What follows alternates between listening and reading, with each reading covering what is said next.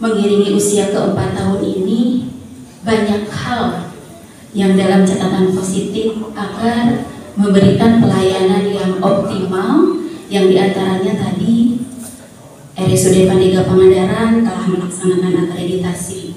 Kemudian yang kedua, kerjasama dengan BPJS.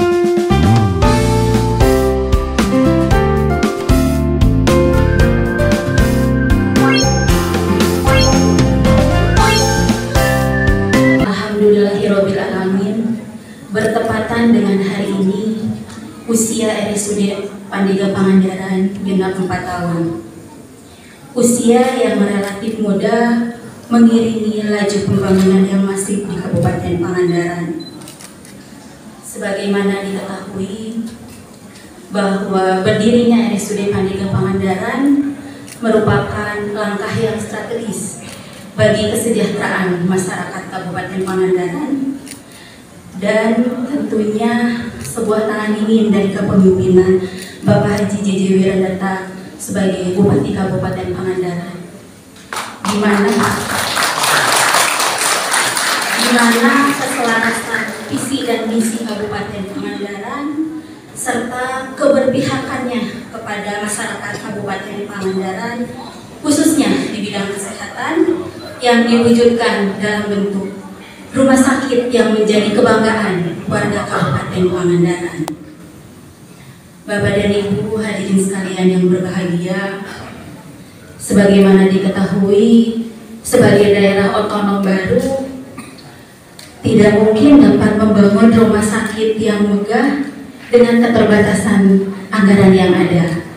Tetapi dengan kepemimpinan beliau, lahirlah sebuah rumah sakit yang megah di Kabupaten Pangandaran, yang mana RSUD Pandega Pangandaran diresmikan pada tanggal 4 April 2020 secara daring oleh Bapak Gubernur, yang disaksikan langsung oleh Bapak Bupati beserta stakeholder pemerintah Kabupaten Pangandaran, di mana lahirnya RSUD Pandega Pangandaran ini bersamaan dengan datangnya COVID-19 yang dinyatakan sebagai pandemi nasional, yang mana pada saat itu banyak masyarakat Kabupaten Pangandaran yang terkena COVID, termasuk Bapak Bupati ya Pak, saat itu dirawat di RSUD Pandega Pangandaran.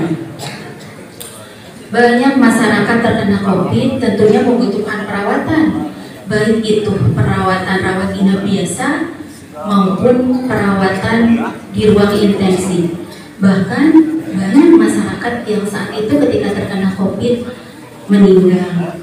Jadi Bapak Ibu bisa bayangkan pada saat itu gimana kalau Pangandaran tidak punya rumah sakit. Bagaimana upaya-upaya penyelamatan kemanusiaan? Karena dalam konteks ini wabah ini menyeluruh di seluruh pelosok negeri Bapak Ibu. Dengan adanya layanan rumah sakit, upaya-upaya pemerintah daerah dengan berbagai hal, dengan layanan serta edukasi yang tentunya memberikan kepastian dan keterjangkauan pada level masyarakat Pangandaran.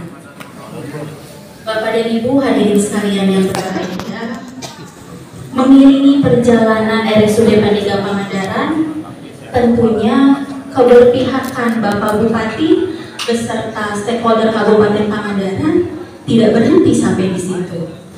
Langkah nyatanya adalah dengan melengkapi dan tentunya menyetujui usulan-usulan yang salah satu diantaranya adalah pemenuhan dokter spesialis, yang mana dengan kebijakannya beliau, dokter spesialis dapat gaji pokok, kemudian tunjangan transportasi akomodasi, kemudian tunjangan kinerja yang luar biasa, supaya para dokter spesialis ini bersedia ditempatkan di Kabupaten Pangandaran.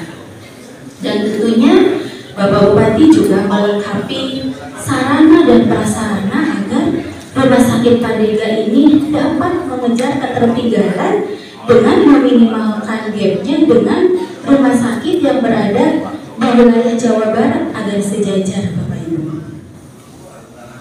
Bapak Ibu hadirin sekalian yang berbahagia, selain itu juga dengan inisiasi kerjasama BPJS agar kita dapat memaksimalkan pelayanan kepada masyarakat walaupun saat itu kita belum akreditasi. Karena kalau belum akreditasi sebenarnya tidak bisa kerjasama dengan BPJS. Tetapi Bapak Bupati bersedia untuk menemui Dirjen untuk pelayanan kesehatan agar keluar rekomendasi supaya Rumah Sakit Pandega bisa bekerjasama dengan BPJS. Sehingga kurang lebih 4 bulan setelah pelayanan, tepatnya pada bulan Agustus, tanggal 11 Agustus, alhamdulillah RSUD Pandega bisa bekerja sama dengan BPJS meskipun belum akreditasi. Dan pada November 2022, alhamdulillah RSUD Pandega Pangandaran sudah melaksanakan akreditasi dan hasilnya paripurna.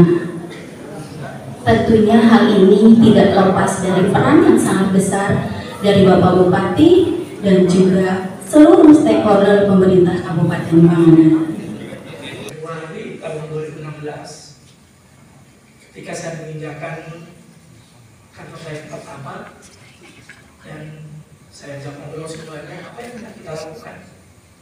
Sebuah kebagian baru, 4 tahun kalau tidak salah untuk saat itu, karena pensiunnya 3 tahun, kan? 3 tahun, 3 tahun.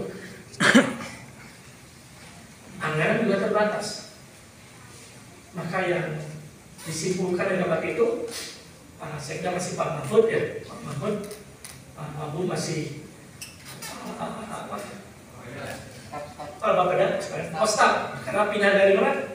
Dari Banjar, sekalian. Kita diskusi, akhirnya kita putuskan membangun rumah sakit. Saya putuskan kita akan bangun seluruh fasilitas kesehatan, puskesmas sampai rumah sakit, dengan kondisi yang memadai, yang bisa menjadi kebanggaan sekali. Kita diskusi ada 3 pilihan saat itu.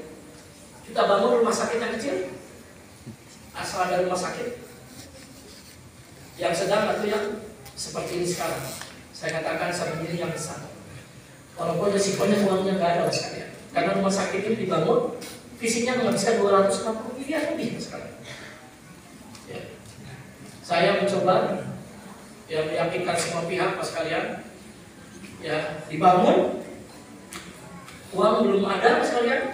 Saya coba datang ke Pak Gubernur, Pak Aher memberikan bantuan 20 miliar sekalian. Saya datang ke Bu Ine ditemani oleh Bu Ida ini sekalian. Bu Ine sebagai ketua dewan menganggarkan 50 miliar, bisa dapat 1 miliar sekalian. Biar bangun rumah sakit.